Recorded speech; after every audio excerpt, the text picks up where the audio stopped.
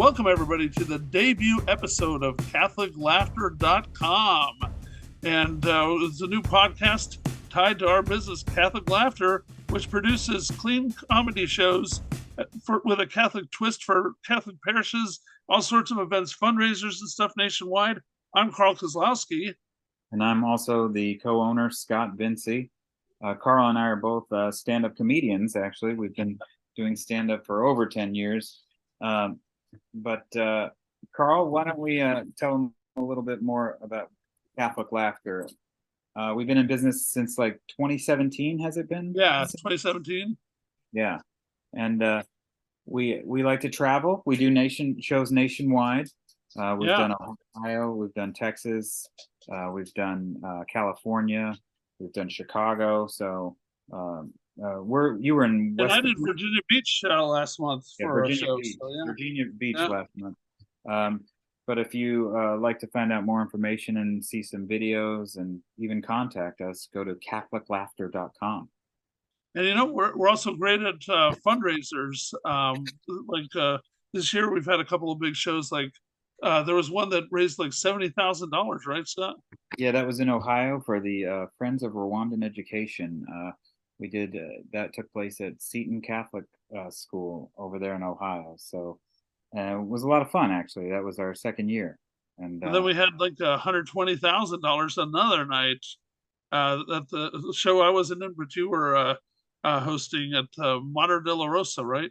Yeah, the retreat center in Sierra Madre, California. And that was a big night.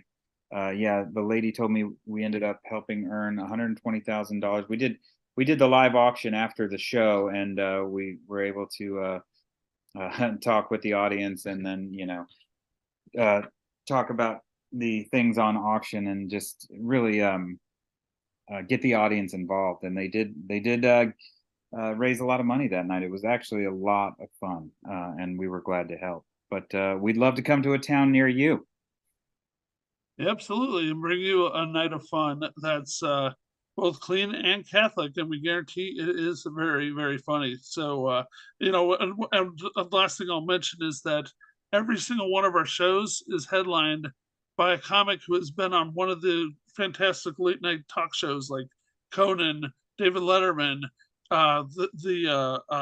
Chelsea lately, I think, and then what other shows we got? Stephen Colbert. So Stephen Colbert. A lot of the late night shows. All of our comedians have a track record of being on television. So we're really proud of that, and we're always striving for more too as comedians ourselves. So Well, I think that we'd like to, of course, bring you some funny aspects of Catholicism every week before we do our interviews. And one thing we're going to focus on is a segment we call Saints Corner. Saints Corner. Carl, you want to hear? I'm sorry. Go ahead. I was just going to say, the Catholic Church has thousands, who knows, maybe tens of thousands of saints. It's been around a long time. And they've got them for all sorts of interesting things, everything under the sun. And we're going to be exploring for you each week, like a saint you might not have heard of, who's a patron saint of something rather unusual. Yeah. Well, Carl, so this week's saint is Saint Drogo, which is funny because Saint Drogo is the patron saint of unattractive people. Okay, I didn't even know this existed. I didn't know there was a saint for unattractive people. I didn't know there were a lot of unattractive people apparently back then. Saint Drogo lived from 1105 AD to 1186 AD. He was 81 years old. Wow, that's a long time back then. I know. That's like 3 lifetimes back then. Didn't they used to live like till 20s and 30s, and that was it? You were if you made it to 28 and died, it said you lived a full life. So getting to 81, that's a miracle in itself. Yeah, that's without penicillin, everyone. So wow. So he's the patron saint of unattractive people. It's to those whom others find repulsive. So here's the thing. Wow.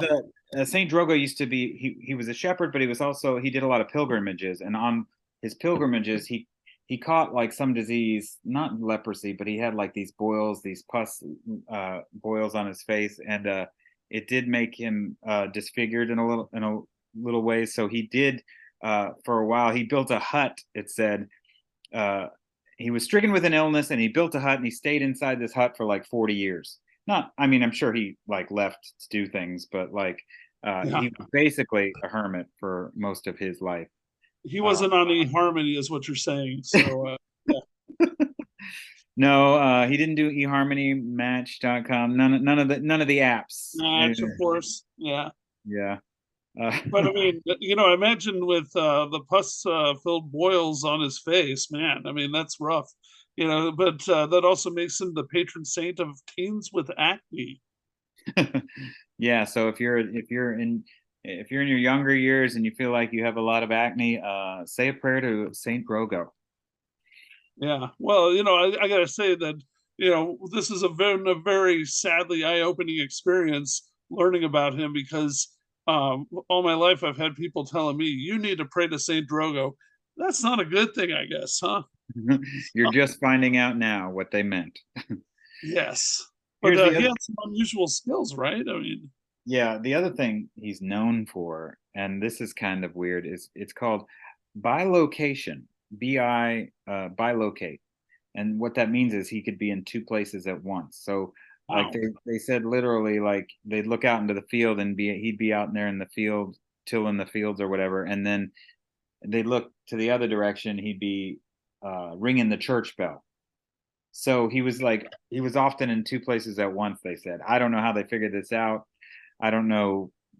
To me, I think we talked about this once, like back then in the 1100s, they didn't probably have a lot of fashion choices. So maybe people were wearing the same things and they just got mistaken for other people, like somebody his size and shape. And then at 50 yards away, in either direction, you'd be like, oh, well, there he is. And there he is, like, I don't know. I think maybe it could have been mistaken identity, or he could have really been able to bilocate. We'll But never know. I mean, I think that would have made him shame. It's a shame he was so like unattractive because the ability to bilocate sounds like he'd make a great husband. He could go to do two things at once. I think any guy would appreciate that. Like, when they're having to defend themselves to their wives, like, hey, look, I took the kids to the soccer game while I was at Home Depot. What do you want, honey? Yeah, that would definitely come in handy for a married guy.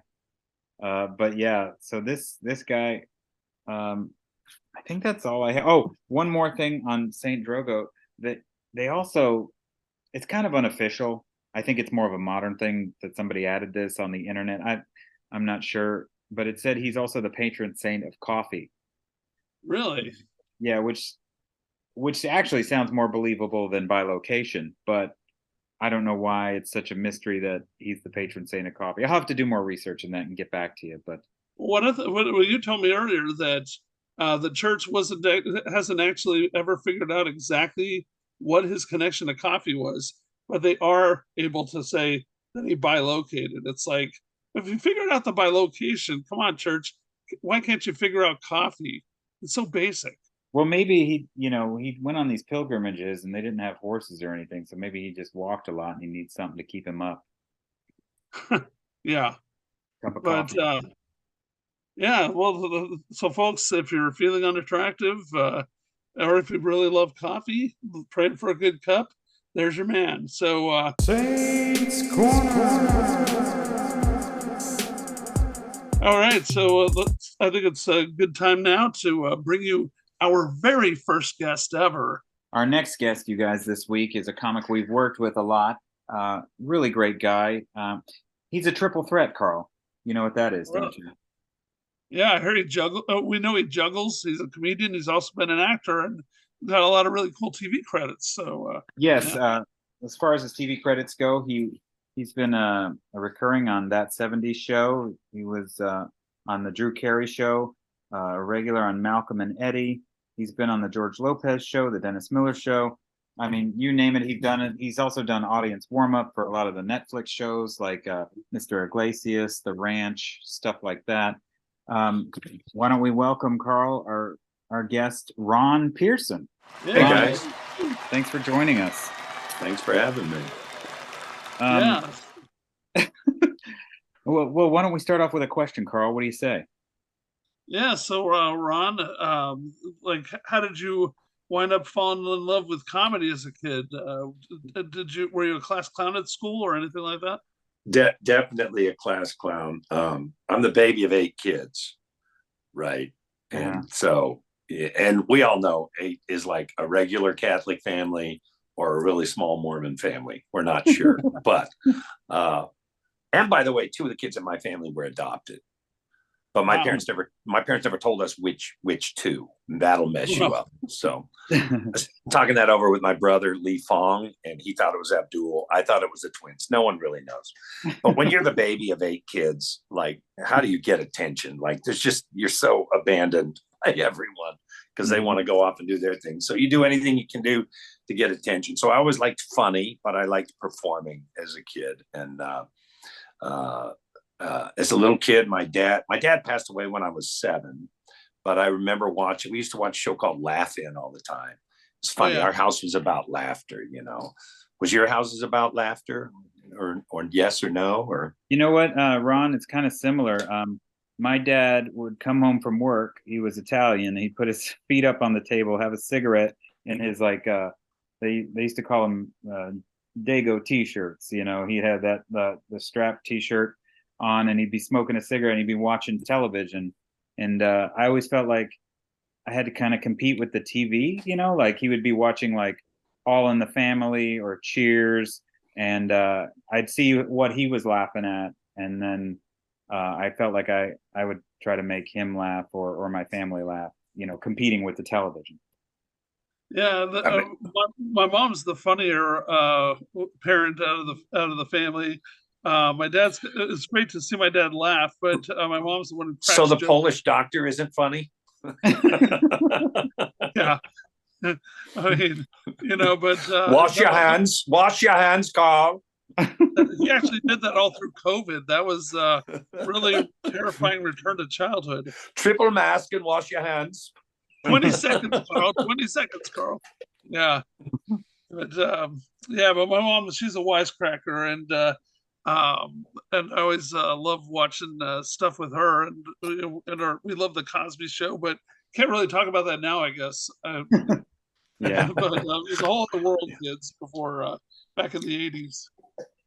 When I was in grade school, I used to go to movies all the time, and I would always look up and see when the older movies were playing, also on TV, if it was anything Charlie Chaplin or Buster Keaton or the Marx Brothers. And my brothers really liked to laugh a lot, so we had a few comedy albums growing up, and I would just hear those, and we just liked to laugh. So I learned how to juggle, though, in the 5th grade at recess by my friend's older sister.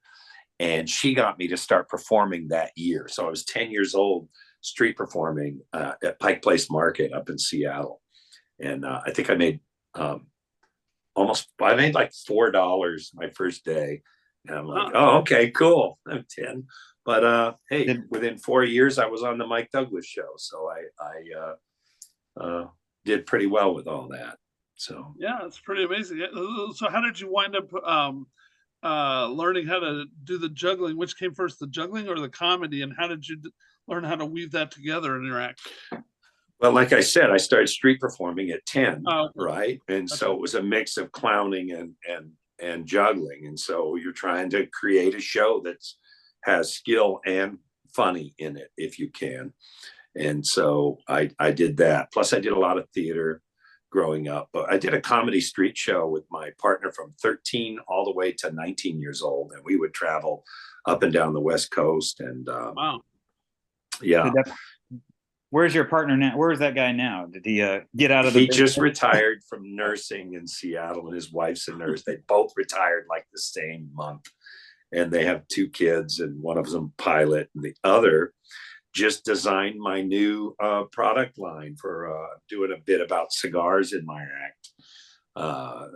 And she designed the shirts for that and the shirts for my ADHD material, and she's doing great. Do you have the shirts available to show us, or can you tell us? Not, I mean, not. I'd have to go downstairs. Oh, no I have problem. a big house, so it's a ways away. We'll let people imagine, or actually, they can probably find it at your website, right? Yeah, it's. I don't have that page up yet, but it will be soon. Yeah. What is the website, just so people know? It's ronpearson.net. ronpearson.net. ronpearson.com, somebody hacked it.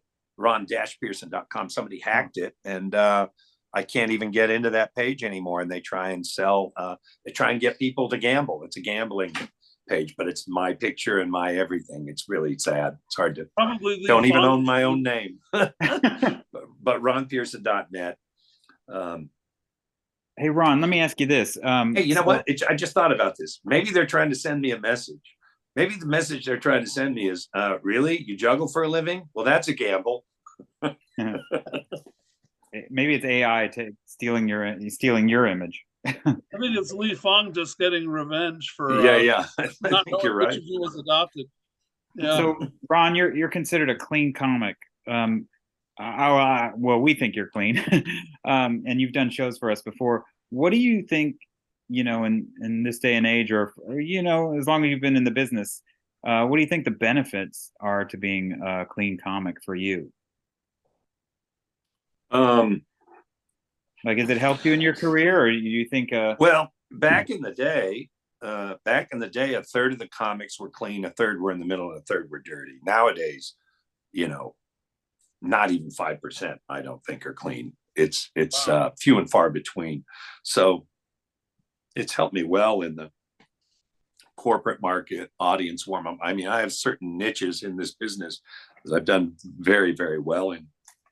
And I think God's blessed me, because what I try and do is honor him with the gift I've been given. Mm-hmm.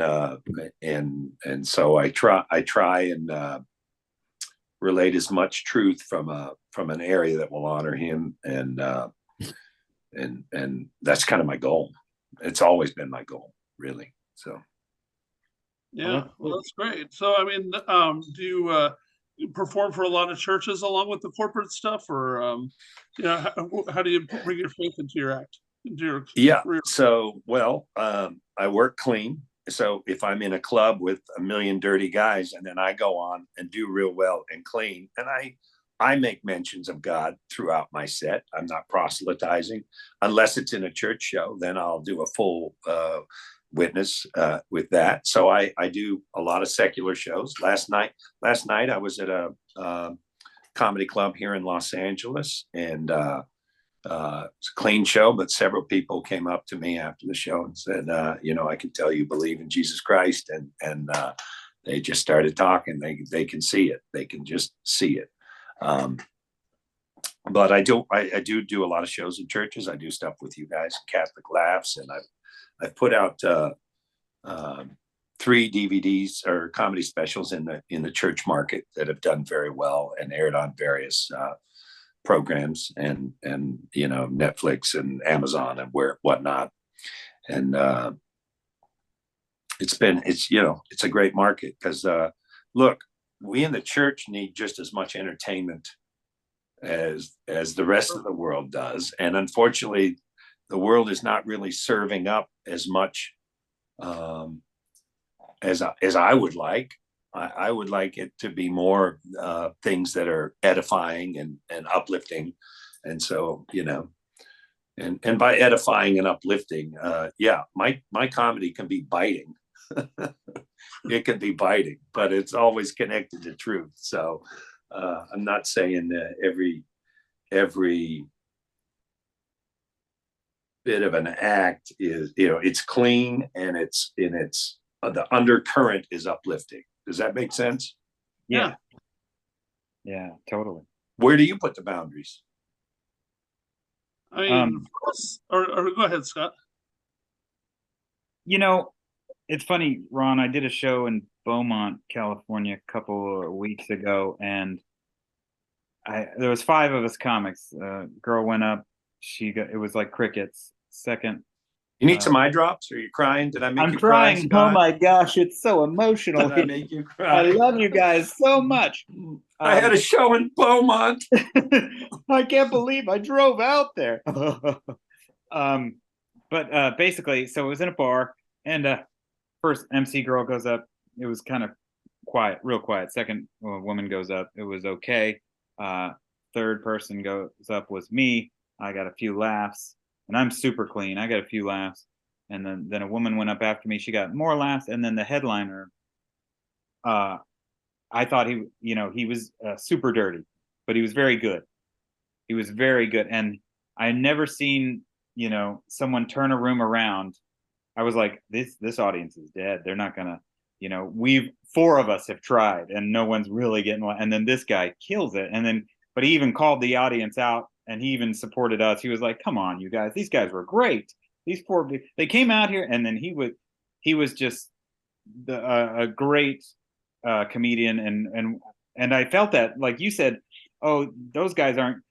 Sometimes it can be the opposite. It's like the audience is expecting dirty, and you don't do dirty, and they hate you. And then sometimes dirty comedians go up and they expect only clean, and then you go up and kill. So it kind of depends on who's who in the audience, I guess, or what the majority's laughing at. But that's what I was saying. I experienced the opposite of what you just told us. Okay, so I understand that. But my question is, where do you put the boundaries for your art?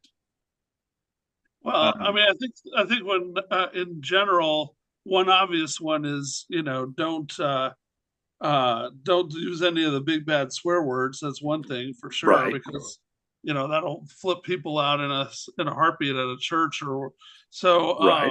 But yeah, I have an answer to that. So I kind of feel like if I can't do this show in front of my parents or my family, which both of my parents are gone, if I can't do the show in front of my family and I don't feel good about that, then what am I doing? That's great. That actually is a sensible boundary. That really makes sense. Yeah. And both your parents are in prison, correct? So they have pretty wide boundaries. Yeah. When I said they're both gone, Chino Hills. Yeah. Chino. Yeah. That's what I meant. Right. No, but no, actually, that's a great answer, Scott. I mean, that really, because a church audience can be really judgmental. For example, I have a joke that might have the word divorce in it, and it's not promoting divorce. But just because the word divorce is in it, the audience is afraid to laugh because he said divorce. Divorce isn't a bad word. It's not something I'm promoting. It's a punchline that's funny, and it doesn't even it actually bashes the one who's getting divorced in the joke. But it's funny, you do that in a secular club, and it's real strong joke, and it's funny. And I have several jokes like that, and it's a real mix. It's a real mix. Yeah, some of the crowds at our shows can be, it depends almost, but they can be real conservative, and we're pretty, like we're very, I would say we're CatholicLaughter.com. We're probably one of the cleanest shows out there. So can't please everybody, but we do our best to have fun out there. Does anybody know the worst age of a kid? 3. Right? They say it's a terrible 2s, right? But it's really the 3, because 3-year-olds can talk back. 2-year-olds talk back, you just can't understand them. Okay. 3-year-olds talk back, but they're so cocky. They're the most cocky individuals. They won't say anything normal. It's just like, say a phrase normal, they won't say it normal. You say to a normal kid, they go, hey, you want to do that? And they're like, no, I don't want to. But a 3-year-old, he's going to sell it. He's like, I don't want to! Go to bed, Daddy! I don't want to! Wouldn't it be great if we adults could let out a big, I don't want to! Wouldn't it be great? Wouldn't it be great to walk around the house all day in a diaper and just go, I don't want to! Wouldn't that be great? Wouldn't you love to get that phone call at home? Ring, ring. Hello? Hi, Ron. This is Chase Visa card calling. We have realized you have not made a credit card payment in over 4 months. We're wondering when you might be able to send in that $4,254. Do you see That's your work good. Ron, as since we're talking about faith and comedy and all that stuff, do you feel like, hey, you have a sense of mission in your career, or is it not so maybe not so strictly defined in that way? I mean, like, do you see it as a vocation or anything like that? Well, yeah, absolutely. There's two tracks on that. It's what I do and who I am. Okay, so what I do, there is a sense of vocation because I think he made me to be an artist, and he's the creator. I was made in his image. He is a creator, his image. So I should be very, very creative in things that edify him.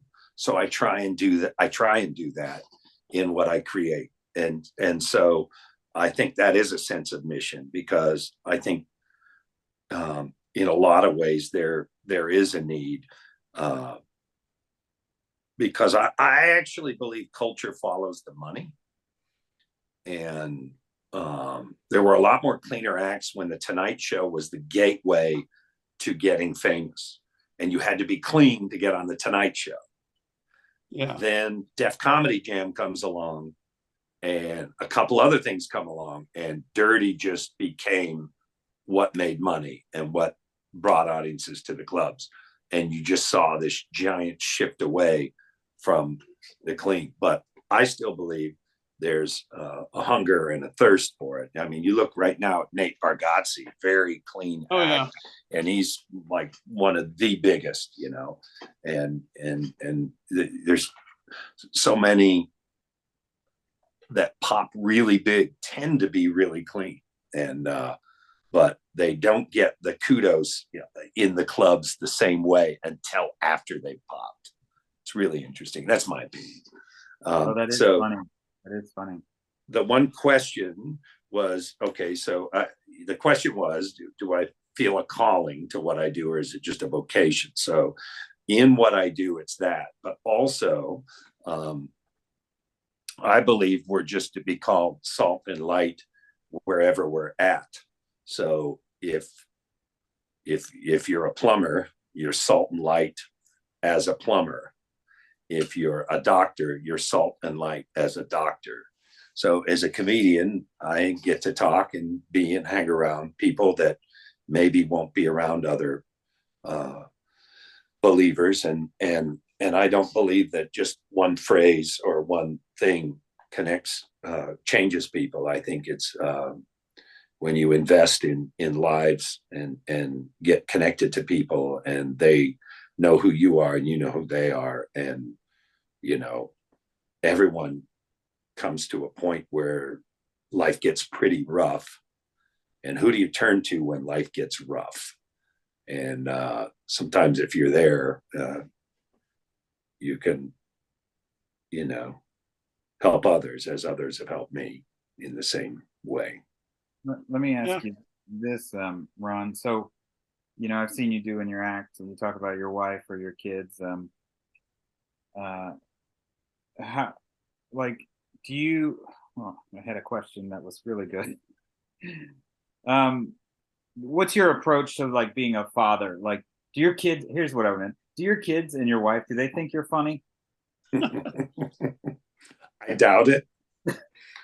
But I think they think I'm funny on stage, but it's not a cut up around the house.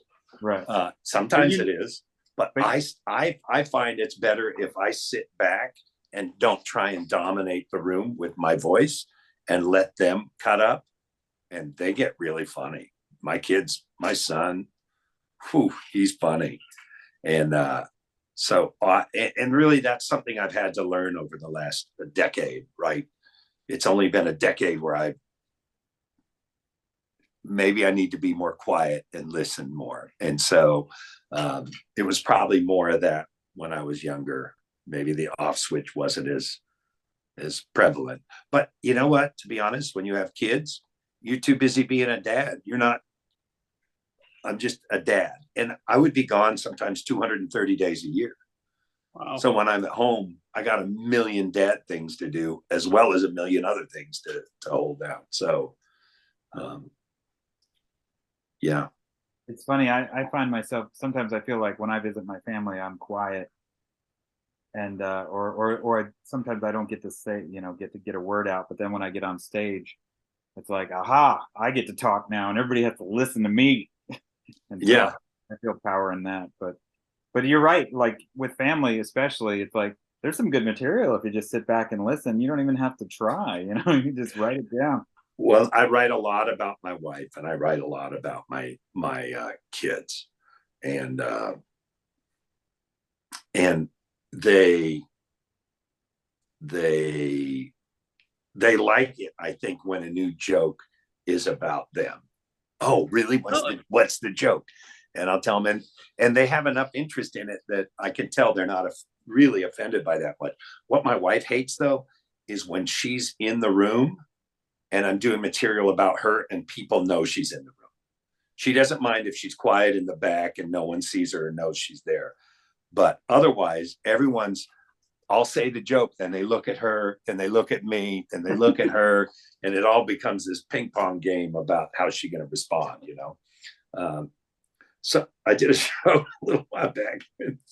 Somebody, came up to her right after the show, and she goes, "You got some tire marks on your face?" And she goes, "What? I do." Yeah, your husband threw you right under the bus.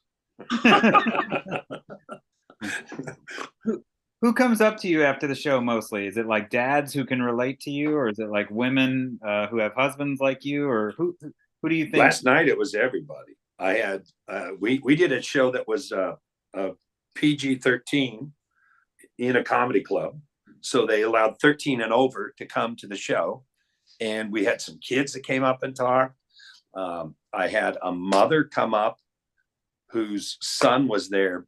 He was probably in his 20s, and she was so thankful I did my ADHD material. She goes, "Everything you're saying's been what I've been trying to tell him, but he doesn't believe it. I'm so glad we came." She was almost in tears, really, because what I try and do with the ADHD piece is take the shame off of having ADHD, because I do, but take the shame off of it and realize that it's actually our superpower. And so I bring up all the negatives, and it gets a lot of funny, and then I flip it at the end and show how it's really the best thing that's ever happened to me. So that's great. Kind of interesting. Yeah. Yeah. So, but all sorts of people, men, women, children, just people. People like to talk. I have a kind of a theory on comedy that just being likable is actually all show business, even a band, sports, whatever it is, it's likability. If they like you, you could be the bad guy or a mean guy and they still like you. So it doesn't mean, oh, I'm just super nice. And it just means that after you get off stage, after you do your set, they go, "I think I know him," meaning I understand him. I get, he's opened up to me and I understand who he is. And I'd like to hang out with him. Right. That kind of a thing. That's to me what I'm swinging the bat for. Well, did you ever have like we're talking about the fun, casual side of things, but have you ever felt that you had like a particularly spiritual moment where God helped you through a tough spot in your career, like when you're starting out, or anything truly amazing ever happened in an audience that you're like, oh my God, God's got a sense of humor, or made something special happen? I think it's a really hard business, and if I'm going through this business and I don't believe God has his hand on me, then I'm going to be a very depressed person, because you get told no all the time. Yeah. So if I believe I'm doing what God wants me to do and I'm walking under his covering, then what happens is okay. I had one project, I was really proud of it, and I got a phone call from one of the producers and go, "Everybody hates it." Huh. And I was like, okay. And instead of reacting negative, defensive, I was like, that's fine. We don't need to do it. We ended up doing it and everybody loved it. But I just remember my wife goes, "Your reaction was interesting." I said, "Well, God's really in control. So why am I going to worry about it? I'm going to do what I do, and I'll leave it up to him, and he's got it, and I'm just going to trust in that." And I think that's a youth thing, because when I was younger and starting out in comedy and acting and stuff, I was like, oh, I got to do this and I got to force my way into those doors and I really got to push and try. And the older I get, I'm like, well, that's not the door for me. Let's move on to the door for me. You know what I mean? And then, but like you said, going with, and part of that has to do with like God and God like holding your hand or whatever, or helping you through those doors. You know what I mean? well, it's trust. It's about trust. Do Yeah. you trust that you're doing your career or he's doing your career? Oh, Yeah, Go ahead. Who's doing your career? No, I Is trust it that you? I mean, and that's what I'm saying. And so, and I had that trust at a very young age. And I've had times, and it doesn't mean I don't bat 1,000 at that, not even close, because my own will takes over. And when I try and drive the car, it ends up in the ditch. When I let him, Jesus take the wheel, it's a great metaphor. It's as corny as it sounds, but it is a great metaphor. And so, there's a real peace when he's in control. So you don't get, you just have the peace. right. And otherwise this business can drive you crazy. But he did give me, when I came to town at 21 years old, my 21st birthday in LA, I said, I want to work the Improv, which was the toughest club to get in, the Comedy and Magic Club, the Ice House, and the Magic Castle. And within 2 years, I was a regular at all four of those. So I believe God, really answered. I actually had a figure in my head that I would hit by a certain age. And I was 1 year before it when I hit the figure, and astounding. From street performer to that was crazy. So I've always felt that he's had his hand on me, and just very thankful. Yeah. You still work hard. Maybe you even work harder with that responsibility, right? So let me ask you this. We'll change the change the direction here a little bit. Growing up and now, who do you think your favorite comics were when you were growing up? And then now, it's been obviously years later. Who do you admire now? Growing up, it was Scott Vinci, and then now it's Carl Kozlowski. Wow, You. full circle. It's Full circle. Yeah. Improved, Yeah. It's just, Yeah. Yeah. I'm a has-been. Okay. No, like growing up. So it was growing up, I would watch the Charlie Chaplin, Buster Keaton, the Marx Brothers, W.C. Fields. Those were my templates, and Laugh-In was my template. And then Steve Martin came along and blew my mind. But I was a little kid, right? And so as I got a little bit older, when I started getting into stand-up comedy, at 23, I met George Wallace, the comedian. wow. And he became my mentor. He was the best man at my wedding. He became a good friend, and just not only in comedy, but in business, learned a lot on how to, be funny, be a good businessman within comedy, and whatnot. So, Brian Regan, I think, is great. There's a lot of guys I like a lot. And you were saying now it's like Nate Bargatze. Nate's really good. Brian Regan, George Wallace. Well, those guys, what I meant was those guys have been around, but I'm saying like newer that just maybe came onto the scene in the last 5 years, I don't care about that. Okay, no worries. Yeah. Jeff Allen, I'm a huge fan, and he and I have done 2 Christian specials together, and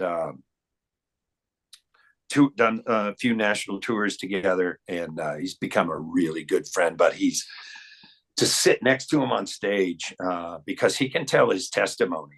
He's come from a really tough, dark place to where he's at, and boy, it is so powerful.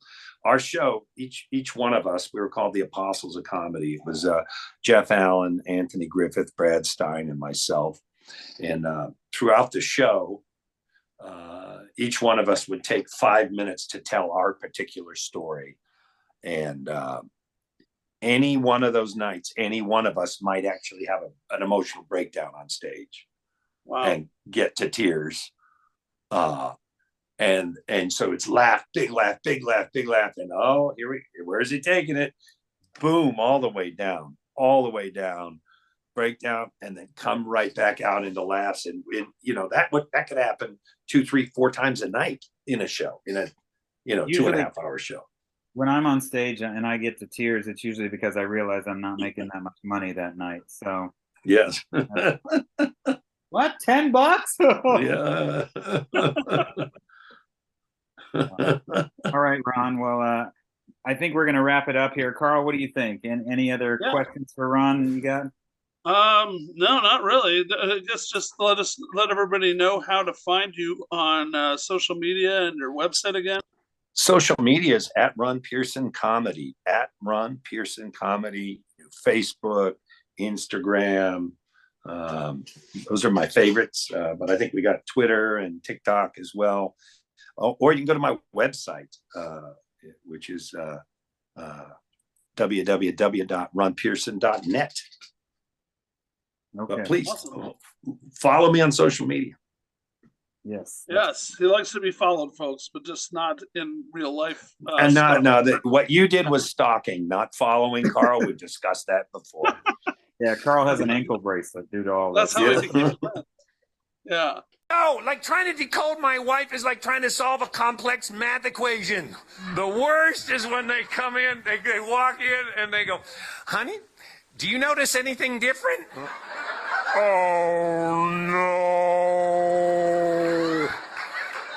Everything slows down, but inside I'm going 1,000,000 miles an hour like the Terminator. Is it her hair? Is it her nails? Did she get new shoes? I know what you're up to. Is it a purse? Is it a shirt? I have no idea. Honey, you can't fool me. Besides the fact that you've lost weight. All right, We well, should put thanks so much for a cowbell on Carl so you hear him coming.